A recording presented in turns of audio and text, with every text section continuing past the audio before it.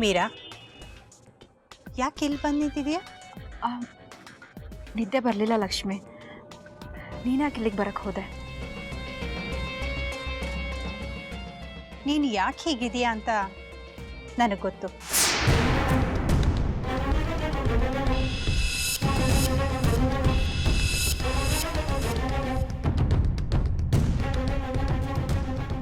ಶಂಕರನ್ ಪರವಾಗಿ ಮಾತಾಡಿದೆ ಅಂತ ನಿನಗೆ ನನ್ನ ಮೇಲೆ ಕೋಪ ಅಲ್ವಾ?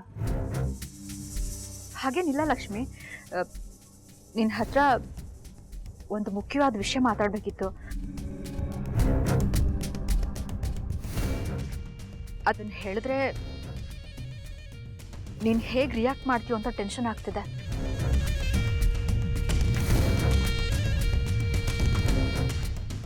ಮೀರಾ, ನನ್ನ ಹತ್ರ ಹೇಳ್ಕೊಳ್ಳೋದಕ್ಕೆ ಯಾಕೆ ಯೋಚನೆ ಮಾಡ್ತಿದೀಯಾ? ಅದೇನು ಅಂತ ನೇರವಾಗಿ ಹೇಳು. ಲಕ್ಷ್ಮಿ, ಅದು ಸ್ವಲ್ಪ ದಿನ ನಾನು ಊರಿಗೆ ಹೋಗಬೇಕು ಅಂದ್ಕೊಂಡಿದ್ದೀನಿ.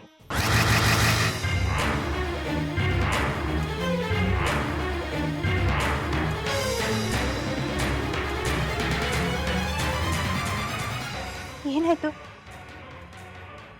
ಮನೇಲಿ ಯಾರಾದರೂ ನಿನ್ನ ಮನಸ್ಸಿಗೆ ಬೇಜಾರಾಗೋ ರೀತಿ ನಡ್ಕೊಂಡ್ರಾ? ಹಾಗೇನಿಲ್ಲ ಲಕ್ಷ್ಮಿ. ಯಾಕೆ ಈ ರೀತಿ ಮಾತಾಡ್ತಿದೀಯಾ? ಏನಾಯ್ತು ಅಂತ ಹೇಳು ಮೀರಾ. ಲಕ್ಷ್ಮಿ, ನೀನು ರಾಘವನ ಮದುವೆ ಆದಾಗಿಂದ ಪ್ರೀತಿಯನ್ನು ಒಂದೊಂದೇ ಇಟ್ಕೆ ಇಟ್ಟು ಈ ಮನೇನ ಕಟ್ಟಿದ್ಯಾ. ಅದರಲ್ಲಿ ಸಂತೋಷವಾಗಿ ಬಾಳ್ತಾ ಇದೆಯಾ. ಈ ಮನೆಯವರು ಕೂಡ ನಿನ್ನನ್ನಷ್ಟೇ ಪ್ರೀತಿಸ್ತಾ ಇದ್ದಾರೆ. ಗೊತ್ತಿದ್ದೋ ಗೊತ್ತಿಲ್ದೇನೋ ಈ ಕುಟುಂಬ ನಂದಾಗಬೇಕು. ರಾಘವ್ಗೆ ನಾನು ಸಂಪೂರ್ಣವಾಗಿ ಹೆಂಡತಿ ಆಗ್ಬೇಕು ಅಂತ ಆಸೆ ಪಟ್ಬಿಟ್ಟೆ.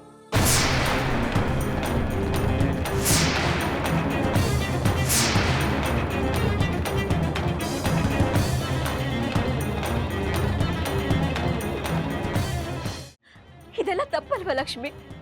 ತಪ್ಪೆ, ಖಂಡಿತವಾಗ್ಲೂ ತಪ್ಪು.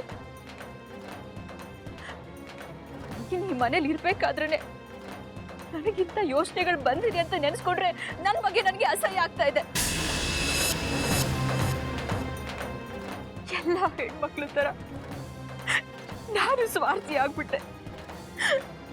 ಲಕ್ಷ್ಮಿ, ದಯವಿಟ್ಟು ನನ್ನನ್ನು ಕ್ಷಮಿಸ್ಬಿಡು, ಕ್ಷಮಿಸ್ಬಿಡು ಲಕ್ಷ್ಮಿ. ಮೀರಾ, ಯಾಕೆ ಈ ರೀತಿ ಮಾತಾಡ್ತಿದೀಯಾ? ನೀನು ಆಸೆ ಪಟ್ಟಿದ್ರಲ್ಲಿ ತಪ್ಪೇ ಇಲ್ಲ. ಒಂದ್ ಮನೆಯಲ್ಲಿ ಇಬ್ರು ಹೆಂಡತಿಯರು ಇದ್ಕೊಂಡು ಸಂಸಾರ ಮಾಡೋದು ಒಂಥರ ಕಷ್ಟ.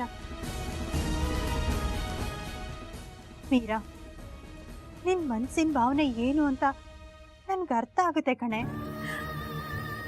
ನೀ ಏನೇ ಹೇಳು ಲಕ್ಷ್ಮಿ, ನಾನು ಈ ಮನೆ ಬಿಟ್ಟು ಹೋಗ್ಬೇಕು ಅಂತ ತೀರ್ಮಾನ ಮಾಡಿದ್ದೀನಿ. ನೀನು ಈ ಮನೆ ಬಿಟ್ಟು ಹೋದ್ಮೇಲೆ ನಾನು ಈ ಮನೆಗೆ ವಾಪಸ್ ಬರ್ತೀನಿ. ನೀನು ನನಗೆ ಕೊಟ್ಟಿರೋ ಜವಾಬ್ದಾರಿನ ನಿಭಾಯಿಸ್ತೀನಿ.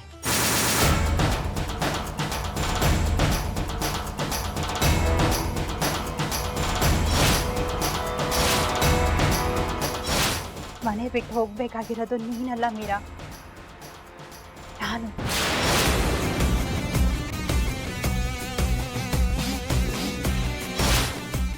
ಆದಷ್ಟು ಬೇಗ ನಾನು ಈ ಮನೆ ಬಿಟ್ಟು ಹೋಗ್ತೀನಿ.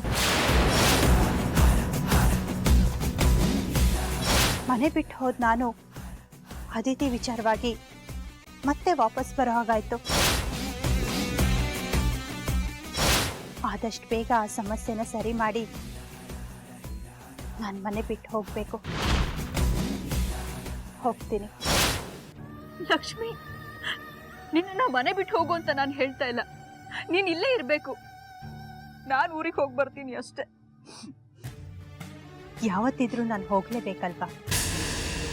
ಅದು ಆದಷ್ಟು ಬೇಗ ಆದ್ರೆ ಇನ್ನೂ ಒಳ್ಳೇದು. ಇನ್ ಮುಂದೆ ನಾನು ಇಲ್ಲಿರೋದಕ್ಕಿಂತ ನೀನ್ ಇಲ್ಲಿರೋದೇ ಸರಿ. ನೀನ್ ಎಲ್ಲಿಗೂ ಹೋಗ್ಬಾರ್ದು ಮೀರಾ.